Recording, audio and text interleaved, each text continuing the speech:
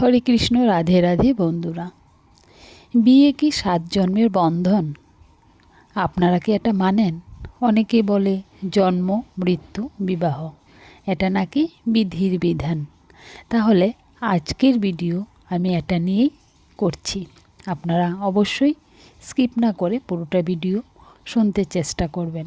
বন্ধুরা, আমরা কিন্তু ছোট থেকে এখন যতটুক বয়স হলো তখন থেকে একটা কথাই শুনে আসছি যে বিয়ে হলো 7 জন্মের বন্ধন। অর্থাৎ এই জন্মে যার সাথে বিবাহ হয়েছে তারা দুজন 7 জন্ম একে অপরের জীবনসঙ্গী হয়েই জন্ম নেবে। এই জন্মে যে আপনার জীবনসঙ্গী গত জন্মেও সে আপনার জীবনসঙ্গী ছিল এবং আগামী জন্মেও তাই হবে। এই কথাটা কতটা সত্যি এটা কিন্তু আমরা জানি না। বিয়ে কি সত্যি 7 জন্মের বন্ধন? এই ধারণা কি সত্যি শাস্ত্রসম্মত, নাকি এটি একটি প্রচলিত কথা? তাই আজ আমরা পুরোটা ব্যাপার জেনে নেব। তাহলে চলুন বন্ধুরা, আমরা পুরোটা ব্যাপার জেনে নিই। এক রাজ্যে এক রাজা ছিলেন। তিনি তার রাজ্যে একটি মন্দির প্রতিষ্ঠা করেন। সেই রাজা ছিলেন খুবই ধার্মিক এবং তিনি একজন ব্রাহ্মণকে সেই মন্দিরে পূজারী হিসেবে নিযুক্ত করেন। সেই পূজারী ছিল ভীষণ ভগবানের ভক্ত ও ধার্মিক ছিলেন। সংসার ধর্ম ত্যাগ করে কেবল ভগবানের নাম জপ ও পূজা করেই সেই রাজ্যে তিনি অনেকটা বছর কাটিয়ে দিয়েছেন। এর মধ্যে রাজার একমাত্র ছেলেও বড় হয়ে গেল। সে বিবাহযোগ্য হলে এক সুন্দরী রাজকুমারীর সাথে তার বিবাহ দিলেন। কিন্তু বিবাহ হয়ে আসার পর প্রথম রাতে রাজকুমারী ওই রাজমহলে কিছুতেই ঘুম আসছিলেন না। ফলে সে ঘরের মধ্যে ঘুরতে থাকে, এদিক ওদিক পায়চারি করতে থাকে। এমন সময় সে একটি তলোয়ার দেখতে পায়, কিন্তু সেটিকে হাতে নিয়েই হাত ফসকে রাজকুমারের গলায় পড়ে যায় এবং সেখানেই তার মৃত্যু ঘটে। রাজকুমারী তখন সারা রাত কাঁদতে থাকে আর ভাবে কিভাবে এই অনিচ্ছাকৃত হত্যার অপবাদ থেকে সে নিজেকে বাঁচাবে। তারপর ভোরবেলা রাজকুমারী দেখল ওই মন্দিরের পূজারী কুয়েতে স্নান করে মন্দিরের ভেতর প্রবেশ করল। তখন রাজকুমারী চিৎকার করতে লাগলো। তার চিৎকার শুনে রাজামশাই ও অন্যান্যরা ছুটে আসলে সে তাদেরকে বলল, কেউ এসে তার স্বামীকে হত্যা করে মন্দিরের ভেতরে প্রবেশ করেছে। সবাই তখন মন্দিরে ছুটে গেল এবং সেখানে সে পূজারীকে দেখতে পেল। সবাই ভাবল পূজারী রাজকুমারকে হত্যা করেছে। সবাই তখন ওই পূজারীকে ধরে বলতে লাগলো, আপনি কেন এমন করলেন পূজারী? কেন রাজকুমারকে হত্যা করেছেন? পূজারী তো অবাক হয়ে তাকিয়ে রইল। পূজারী অবাক হয়ে গেল। পূজারী অবাক হয়ে তখন বললেন, আমি রাজকুমারকে হত্যা করিনি, ভগবান সাক্ষী আছেন। আমি তাকে হত্যা করা তো দূরের ব্যাপার, কোনোদিন রাজমহলের ভেতরে পর্যন্ত ঢুকিনি। কেউ তার কথা বিশ্বাস না করলেও রাজার বারবার মনে হচ্ছিল এমন ধার্মিক পুরোহিত কখনোই কাউকে হত্যা করতে পারে না। কিন্তু কেউই পূজারীকে বিশ্বাস করতে চাইছিল না। তাই রাজা তাকে শাস্তি দিতে বাধ্য হলেন। তিনি বললেন, আমি তোমাকে মৃত্যুদণ্ড দেব না, তবে যে হাত দিয়ে তুমি আমার পুত্রকে হত্যা করেছ তোমার সেই হাতই শরীর থেকে কেটে বাদ দিয়ে দেব। এই বলে রাজামশাই পূজারীর ডান হাত কেটে দিলেন। এই ঘটনায় পুরোহিত খুবই দুঃখ পেলেন এবং ওই রাজ্য ত্যাগ করে অন্যত্র চলে গেলেন। ঘুরতে ঘুরতে তিনি কাশীতে পৌঁছালেন এবং সেখানে জানতে পারলেন একটি বিদ্বান জ্যোতিষী আছেন যিনি মানুষের অতীত ভবিষ্যৎ গণনা করে বলতে পারেন। তাই ব্রাহ্মণ ভাবলেন, আমি সেই জ্যোতিষীর সাথে দেখা করব। কিন্তু তিনি যখন জ্যোতিষীর বাড়িতে গেলেন, তখন সেই জ্যোতিষী বাড়িতে ছিলেন না। তখন ব্রাহ্মণ জ্যোতিষীর স্ত্রীর সাথে কথা বললেন। জ্যোতিষীর স্ত্রীর কাছে জ্যোতিষীর কথা যখন জানতে চাইল, তখন জ্যোতিষীর স্ত্রী জ্যোতিষী সম্পর্কে নানা রকম কটু কথা বলতে শুরু করে দিলেন। এর কিছুক্ষণ পরেই জ্যোতিষী বাড়িতে এসে পৌঁছলেন।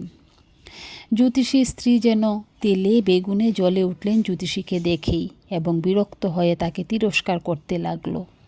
কিন্তু জ্যোতিষী কোনো উত্তর দিলেন না।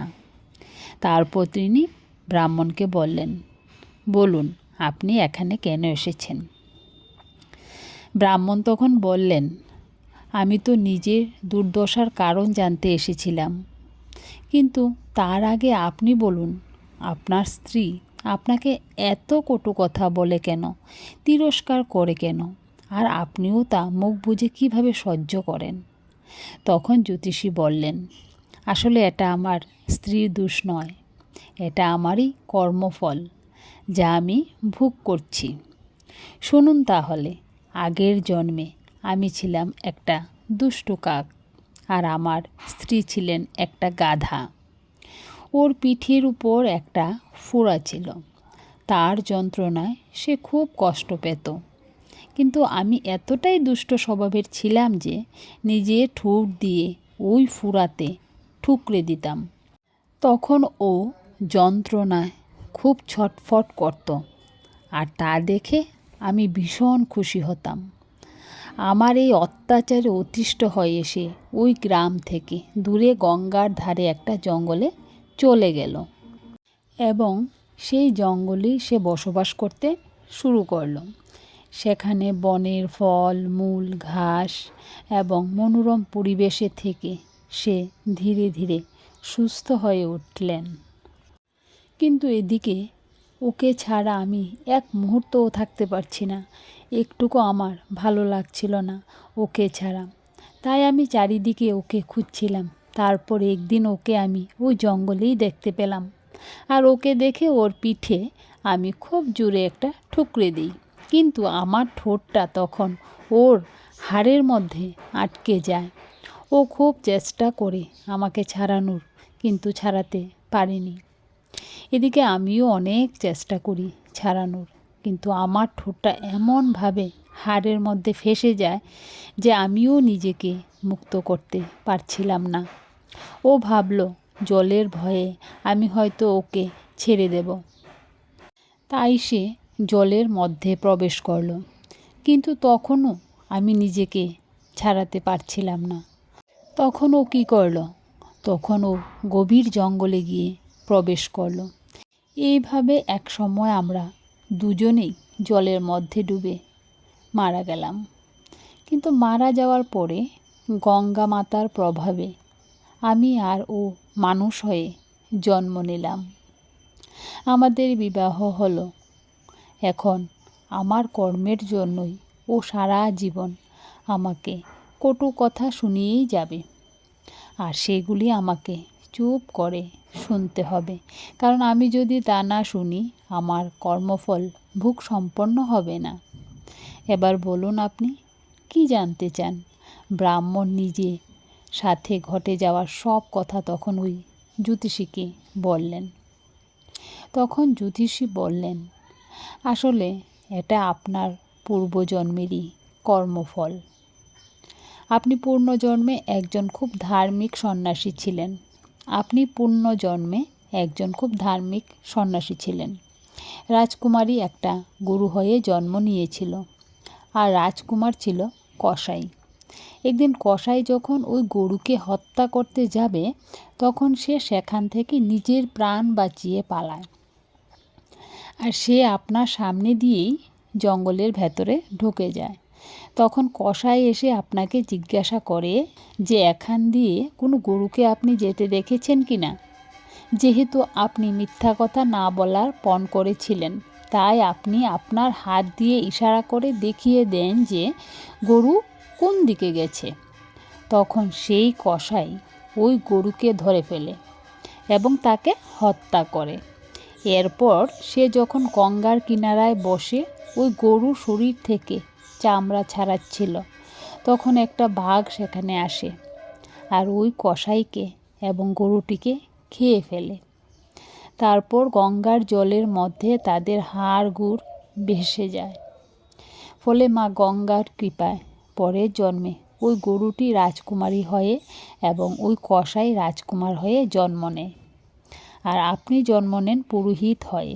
তাদের কর্মফল ভোগের জন্যই এক রাত্রির জন্য তাদেরকে আবার মিলিত করা হয় এবং রাজকুমারীর হাতে রাজকুমারের মৃত্যু ঘটে। আর আপনি যেহেতু আপনার ডান হাত তুলে দেখিয়েছিলেন গরুটি কোন দিকে গিয়েছে, সেই কারণে আপনার ডান হাত কাটা যায়। তো বন্ধুরা, এই গেল গল্পের মাধ্যমে। এখন শাস্ত্র কি বলছে এটা নিয়ে আমরা সেটা জানতে চেষ্টা করব। আমাদের শাস্ত্রে বলা হয়েছে জীবাত্মা নারী নন, পুরুষ নন, এমনকি নপুংসকও নন। যে শরীর তিনি গ্রহণ করেন সেই শরীরের মাধ্যমেই তিনি পরিচিতি হন। অর্থাৎ আজ যে আত্মা পুরুষ দেহে ধারণ করছে, পরবর্তী জন্মে সেই আত্মাই নারী দেহ ধারণ করতে পারে।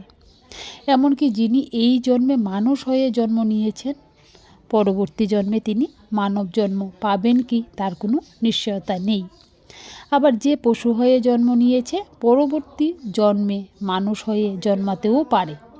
যেমন এখানে গাধা, কাক, গরু এরা সবাই পরজন্মে মানুষ হয়ে জন্ম নিয়েছে।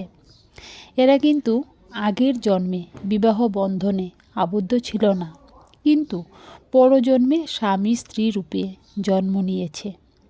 অনেকেই আছেন যারা আজীবন ব্রহ্মচারী বা কোনো কারণে বিবাহ করেননি। তারা কি পূর্বজন্মে বিবাহ করেননি বা পরজন্মে অবিবাহিত থাকবেন?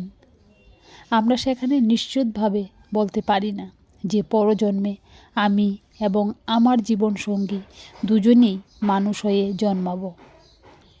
সেখানে নির্দিষ্ট একজনের সাথেই 7 জন্মের বিবাহ বন্ধনে আবদ্ধ থাকব, তা কী করে বলা যায়? এমনকি এমন অনেকেই আছেন যারা একাধিক বিবাহ বন্ধনে আবদ্ধ হন। হয়তো কারোর জীবনসঙ্গী মারা গেছেন বা কারোর বিবাহ বিচ্ছেদ ঘটার জন্য আবার বিবাহ করেন। এক্ষেত্রে কি করে নিশ্চিতভাবে বলা যায় যে তারা সকলেই 7 জন্ম একসাথে স্বামী স্ত্রী হয়ে থাকবেন? আসলে আমরা কী রূপে জন্ম নেব? আমরা পুরুষ হব না নারী হব? মানুষ হয়ে জন্ম নেব নাকি পশু, পাখি বা উদ্ভিদ হব? আমাদের জীবন কেমন হবে, জীবনসঙ্গী কেমন হবে, তার সবটাই নির্ভর করে আমাদের কৃতকর্মের উপর। জীবাত্মা নিজের শুভ অশুভ কৃতকর্মের কারণে স্থূল ও সূক্ষ্ম অনেক প্রকারের শরীর প্রাপ্ত হন। জীব কেবল কর্ম করে, কিন্তু সেই কর্মের ফল সে নিজেই দিতে পারে না, তা প্রদান করেন ঈশ্বর। তাই যার সাথে সে বিবাহ বন্ধনে আবদ্ধ হয়েছে, তার সাথে সেই বন্ধন কত সময়, কত দিন, কত জন্ম পর্যন্ত থাকবে তা নির্ভর করে তার কৃতকর্মের উপর। বিবাহ 7 জন্মের বন্ধন কথাটি বলা হয় কেবল আবেগজনিত কারণে, বিবাহ বন্ধনকে মর্যাদা ও গুরুত্ব দেওয়ার জন্য। বাকি সব কিছু নির্ভর করে মানুষের কৃতকর্মের উপর। তাই সব সময় ভালো কর্ম করুন, অন্যকে সাহায্য করুন, গুরুজনদের শ্রদ্ধা ভক্তি করুন। আজকের সমাজে মানুষ একটাই জিনিস সম্বল করে বাঁচতে চেষ্টা করছে, যেটা হলো হরে কৃষ্ণ নাম। সেই নামের দৌলতে আমরা অনেকটা পাপ মোচন করতে পারবো। তাই আমাদের উচিত সব সময় হরে কৃষ্ণ নাম জপ করতে। তো বন্ধুরা, কেমন লাগলো আমার আজকের ভিডিওটা অবশ্যই কমেন্টের মধ্যে জানাবেন। আপনারা কী রকম ভিডিও দেখতে পছন্দ করেন এটাও জানাবেন। তাহলে আজ এখানেই রাখছি, আবার দেখা হবে নতুন একটা ভিডিওতে। হরে কৃষ্ণ রাধে রাধে বন্ধুরা। টাটা, ভালো থাকবেন, সুস্থ থাকবেন।